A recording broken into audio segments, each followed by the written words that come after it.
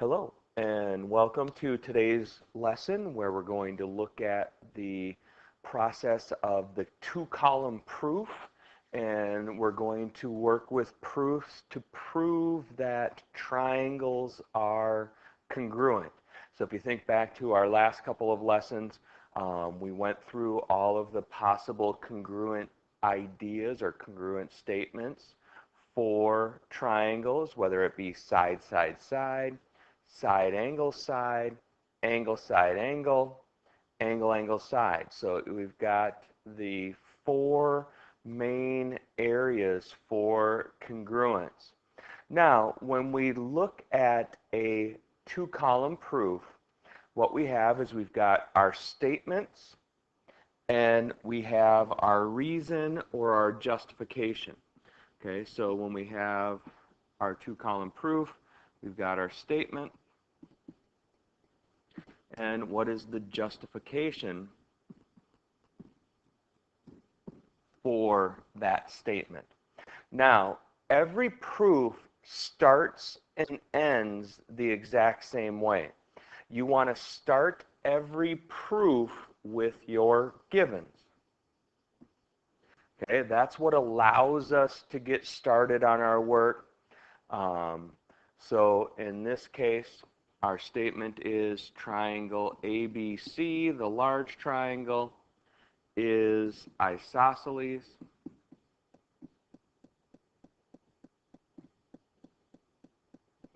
Okay, that's given. Okay, we're also told, and this is based on the isosceles triangle, that side AC is congruent to BC. Okay, that's given. Okay, and that gives us a side, because remember, we're trying to find one of our four congruent statements, whether it's side, angle, side, angle, side, angle, side, side, side, or angle, angle, side. Okay, so we're looking for one of these four based on what we have. And based on what we're given, we know right now that we've got a pair of congruent sides. Okay, our last given is that CD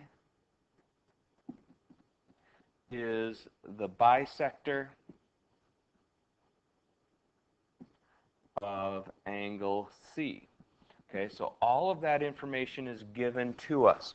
We have to put it down because we're going to be using that to work our way through. Now, the end of your proof, okay, is always what you're trying to show or what you're trying to prove.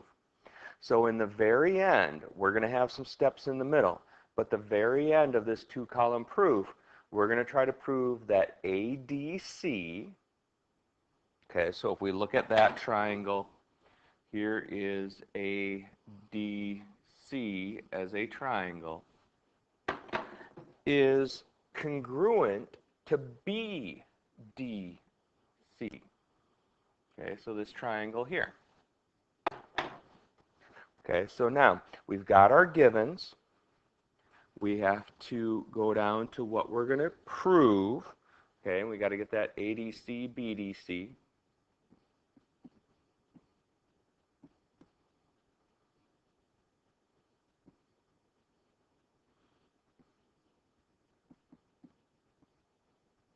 Now, we don't have the justification or the reason for that yet because we have to fill in some pieces in the middle.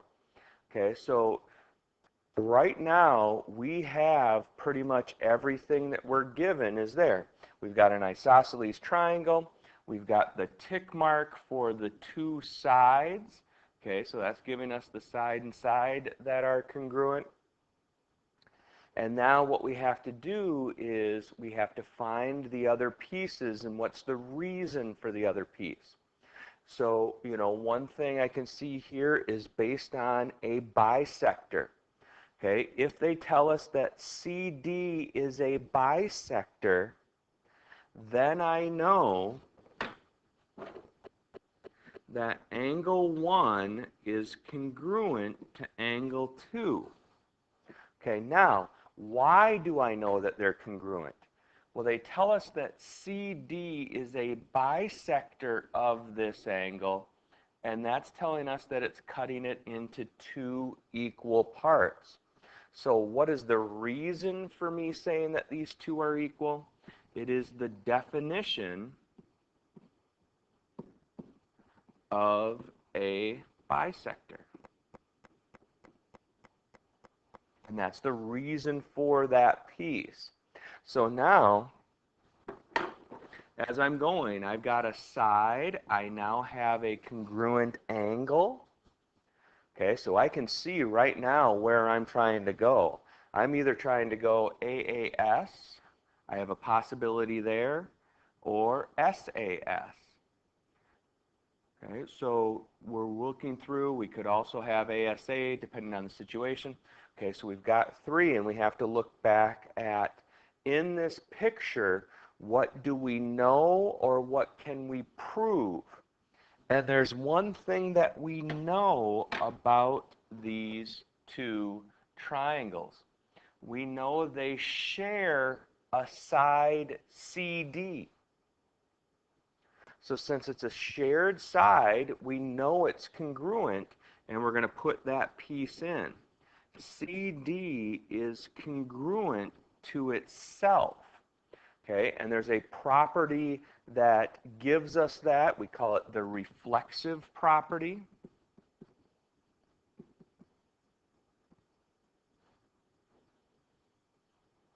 Let's try that again.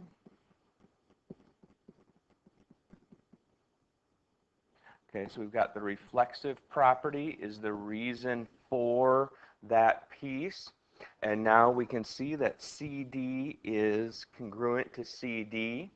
Okay, those are sides that we're looking at. So now we're given a pair of sides in our given statement. Based on the angle bisector, we know that we have two equal angles. And then based on the reflexive property, the shared side, we now have another side. So now, why are these two triangles congruent? What is the reason for that? All of our information is right there because of side, angle, side congruence. Okay, so let's take a look and do a couple more of these. Okay, once again, remembering where we start and where we have to finish up. Okay, so now we're given that these two angle pairs are congruent to each other. In the picture, we're also given some tick marks. Okay, so we always want to work off of the given first. And then remember, we're working to prove something in the end. Okay, so our givens, and just list your givens the way that they're listed to you. Okay, we're told that PTR is congruent to ART. Okay, that's given information.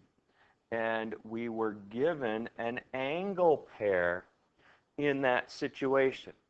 Okay, now, the other pieces that we know that based on the two tick marks, PT is congruent to AR. Okay, that is given information. Okay, so that's a side. Okay, so we've got an angle, we've got a side. Okay, we have to see what else we can get in that situation. Now, the important part here too is to remember what two triangles are we trying to show that they're congruent. We're trying to show that triangle PTR is congruent to triangle ART. Okay, and we're going to have a reason for that congruence based on the information that we have. Okay, so here's triangle ART. Okay, there's the first triangle. And we have triangle PTR. R as our second triangle.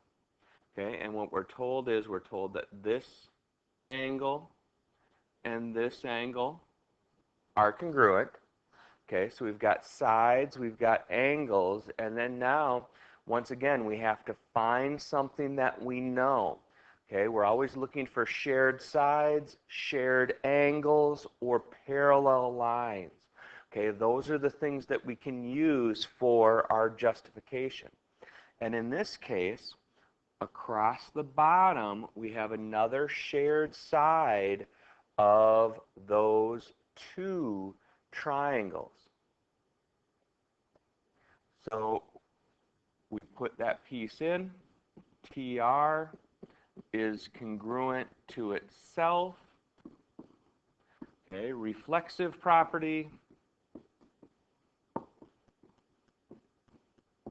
is the reason.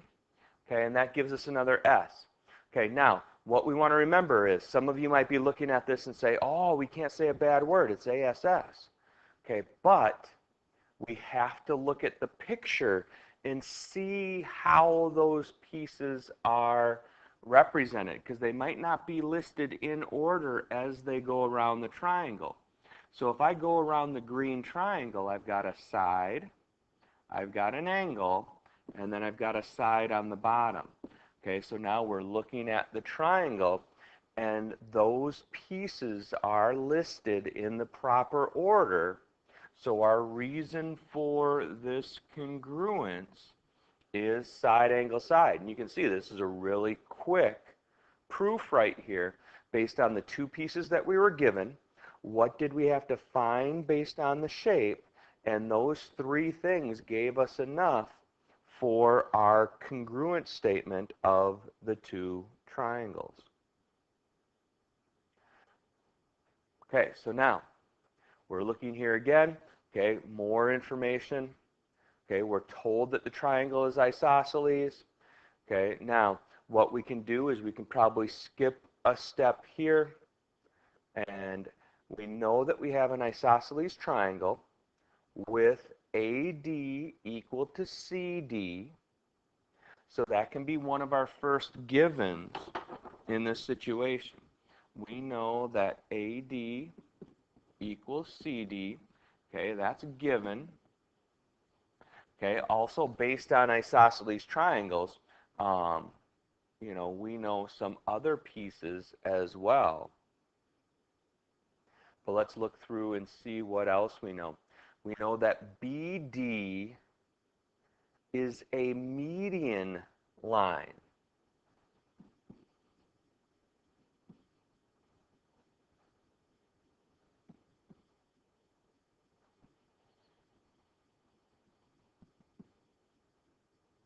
Okay, that's also given. Okay, so now, if BD is a median, then we know that AB is congruent to BC. Okay, and let's always start putting in our pieces as soon as we know. Okay, since we know that AD equals CD, we've got a pair of sides already that are congruent. And since BD, this line that cuts through the middle, is a median, what it's doing is it's cutting this bottom side of the triangle into two equal parts. Okay, and that's where you're always going back to a lot of your reasons or justifications are going to have the word definition. Okay, so this is just the definition of a median. Okay, and that gives us another pair of sides. And then the last piece that we have, once again, and you see that this shows up pretty often, is BD is congruent to itself, or DB is congruent to DB. Okay, and then that's that reflexive property.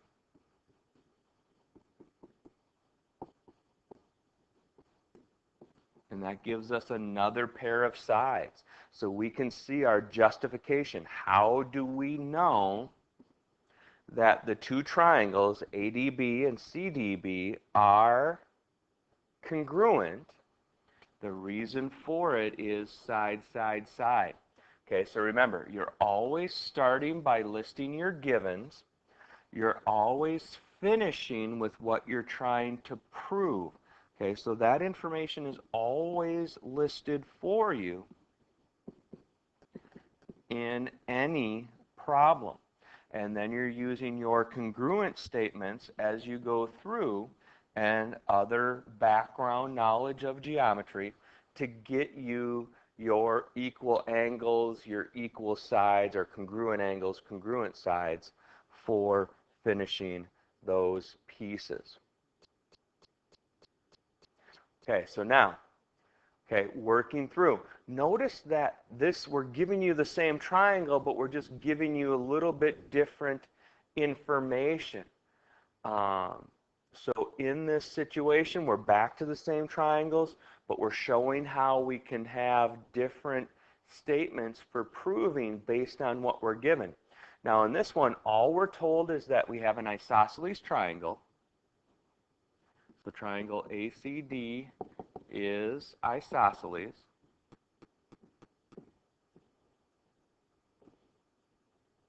Okay, so that is given to us. We're told that AD equals CD. Okay, that is given to us. Okay, so we have those pieces overall. Okay, now we want to work through and see what else we can prove, because all we're told is that this triangle is isosceles.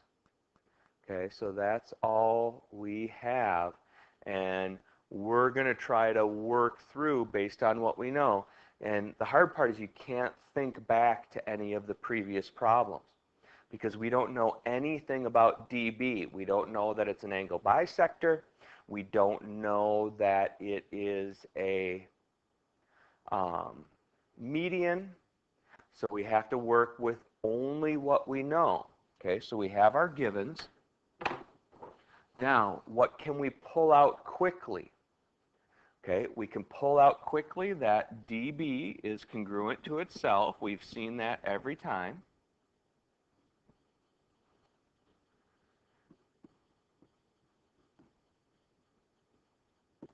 Okay, we've got our reflexive property, so now we've got another side.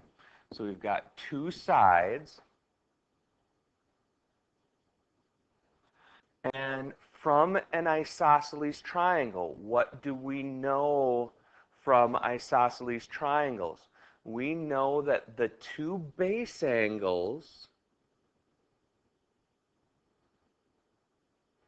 are congruent. Okay, so we know that angle DAB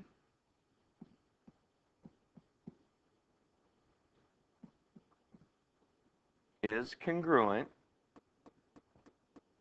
to angle DCB. And the reason we know that is the definition of an isosceles triangle. Isosceles triangles, the base angles have to be equal because we have two equal sides.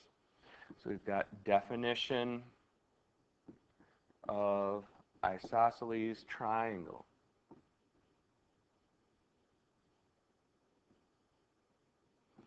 So that gives us an angle.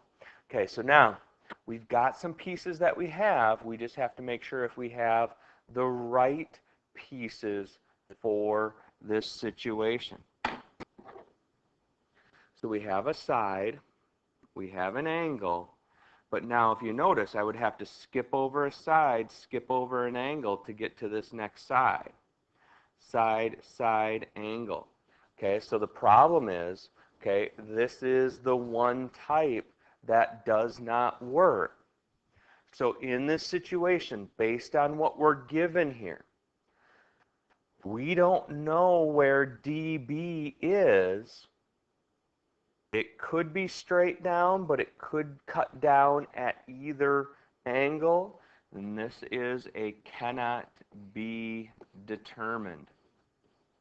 So in this situation, we were given very similar information, but since we don't know if dB is straight down, dB could be over here, dB could be over here, and based on that, we cannot determine, based on what we have, and based on what we know with congruent statements, that ADB is congruent to CDB.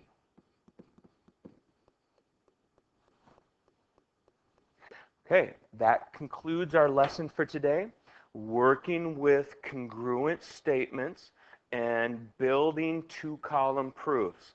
Remember your number one piece. Always start with what you're given, finish with what you're trying to prove, just fill those pieces in automatically. And then remember, as you go through, you're looking to define your pieces that you need. And then always check your triangle to make sure that you have one of your congruent statement possibilities. A side, side, side, side, angle, side, angle, side, angle, angle, angle, side. Okay, so remember that angle, side, side is the one that does not work and cannot be determined. Thank you and have a good day.